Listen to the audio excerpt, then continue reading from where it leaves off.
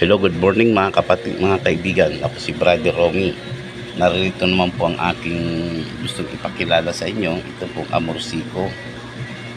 Ang amorsiko po, ito yung ginagamit ko po pangunta sa kulam. At ginagamit ko rin po to para sa mga may problema sa pag-ibig. Ang tawag nito, money magnet. Meron din po itong sa pera. Kung susugal ka, nagkakasino, nagbibingo loto ka, ginagamit ko rin itong amorsiko. Meron din itong pangunta sa kulam. Ito po yung halaman na pag umakyat ang bundok, ito po yung kumakapit sa mga damit natin.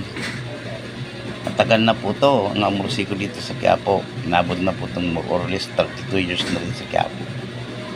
Amorsiko, money magnet, pangunta sa kulam. Number 1 po to sa pampabait sa mga tao. At number 1 sa sugal at saka po sa negosyo.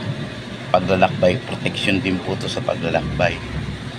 Ito kaibigan, ang amorsiko na ito napakalakas na gayuman ito. Kung may problema ang asawa mo, halimbawa naglulok asawa mo, may problema siya, pwede mo itong gamitin.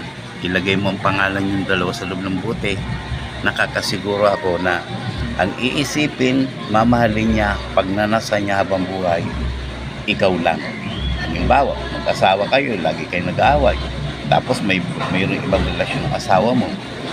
Pag nilagay mo ang pangalan dito sa loob ng buting ito, lalagyan mo ng kahilingan, pangalan pinili mo sa pagkadalaga, pangalan pinili mo ng asawa mo. Pagkatapos, ilalagay mo kahilingan na ikaw lang iisipin, mamahalin, pagnanasan, at ikaw lang paniniwala niya habang buhay. Tandaan mo, ang tawag po nito, amorsiko. Marami pong salamat. Sana'y masubukan niyo po to.